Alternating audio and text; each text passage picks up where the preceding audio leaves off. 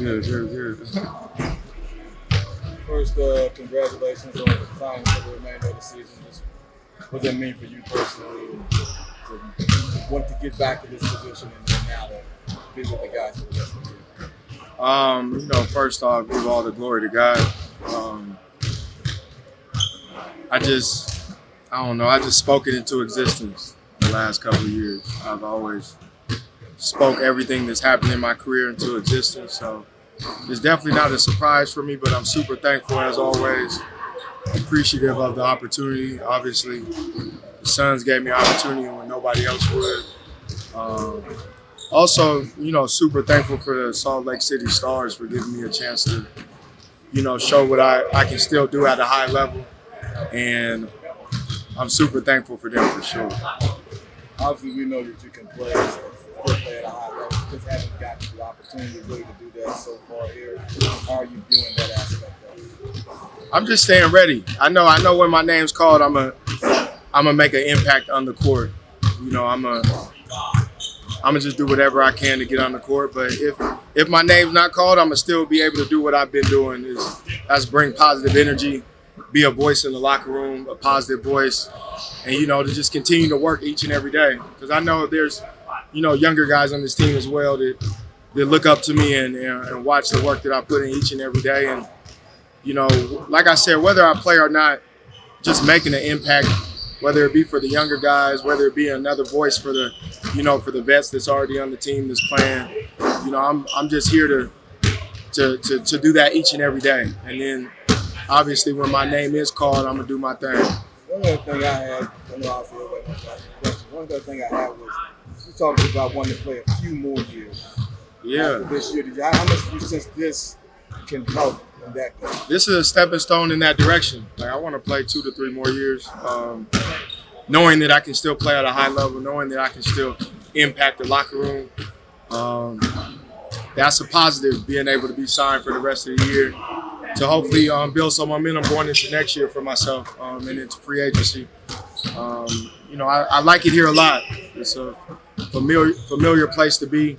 These guys welcome me with open arms. They respect, the journey that I've been on. So I'm just super thankful to be with a great group of guys, not just teammates, but the coaching staff as well. Speaking of those guys, a lot of them have been talking about the type of teammate that you are and local locker room guy. How's it been getting to know guys that you've competed against, maybe know them as well? It's been super cool. Like, a guy like Book, a guy like KD that I've competed with, I've known obviously, because they've been my peers. But to be in a locker room with them every day, to be able to give them insight of what I see coming from the bench, and to be able to just be a helping hand anytime I can, I think that's big, not just for myself, but for this team. So, I'm just doing that each and every day and just building and being more comfortable with the group, knowing that, when and if my name is called, I'm going to be able to make an impact on the court as well. Your story of coming back to the NBA, you've obviously gotten a lot of support. What's the fan reception been like since you arrived back in Phoenix? It's been all love. Like everywhere I go, though, it's kind of like everybody shows their support and love, and I think that's very important. That means a lot to me because it shows that the work that I'm putting in is showing to others. My journey is inspiring to others as well. So, I just keep going for that reason, to know that I'm helping somebody else out there that's going through, a tough spot. And I think that puts a smile on my face as well. Just observing the team from the bench, what do you feel like are some of the biggest strengths and some of the things that the team needs to work on? I think our weakness is just communication. I think we need to communicate on both ends of the floor a little better. I think that eliminates a lot of the problems that we have on both ends when we do have problems at times. But the strengths is just, being with a great group of guys that are very unselfish. Like, nobody has an ego on this team. Nobody has pride that you think guys will have, especially at the level that, guys are at. Everybody's kind of even keeled. I think I kind of bring the personality out of everybody a little bit. And, that's my job.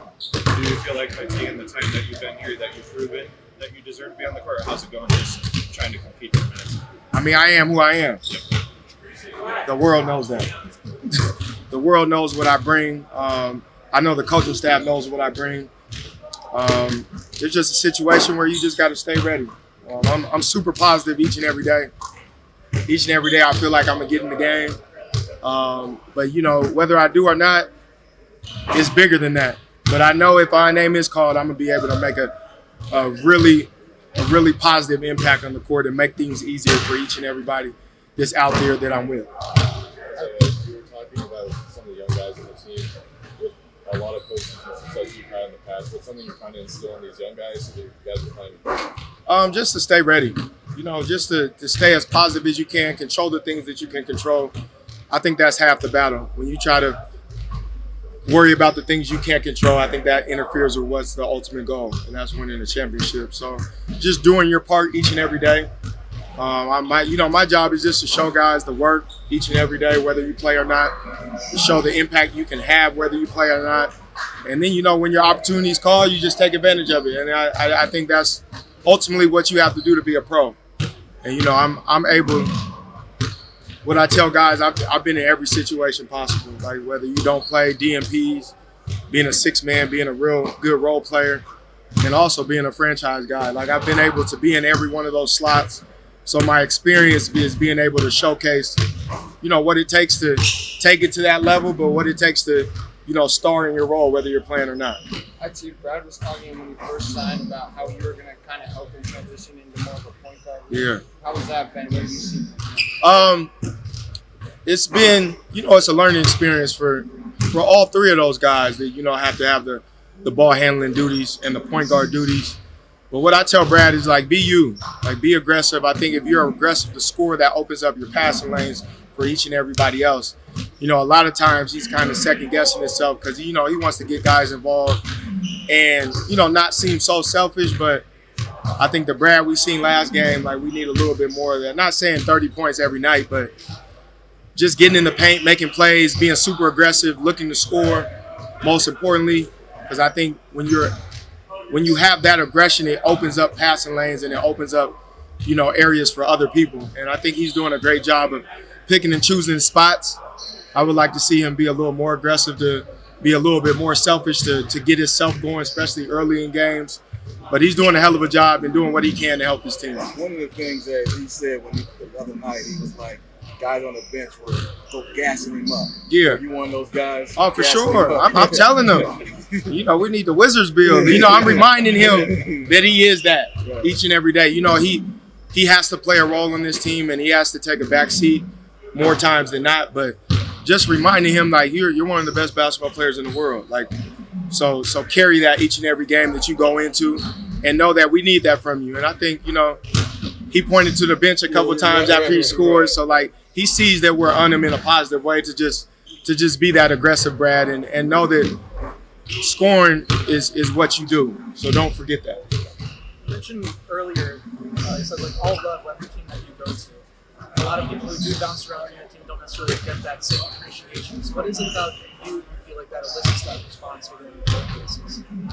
I don't know. I mean, I think that, you know, me being short, I think that helps.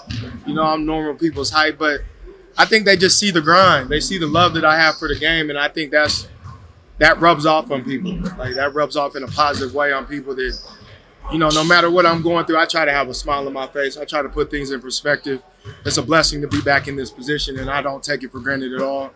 And, you know, I'm going to take it and run with it and try to make this last as long as I possibly can, you know. So I think the people see that, though, each and every day, and I think they just they respect and they show their support for them, no matter what arena I'm in. What steps do you feel like Book has to take to become the full potential player he can be?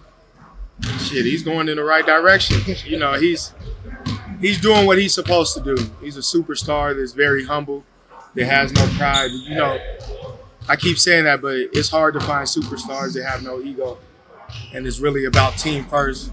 Well, you know, it could be about him, but he's a guy that's really about the team and what's best for the team. And out of the three guys, he's definitely the most vocal, and that says a lot to where probably he's come from, you know, from being a guy that probably hasn't talked a lot in his career. So, you know, it doesn't go unnoticed, the things that he does.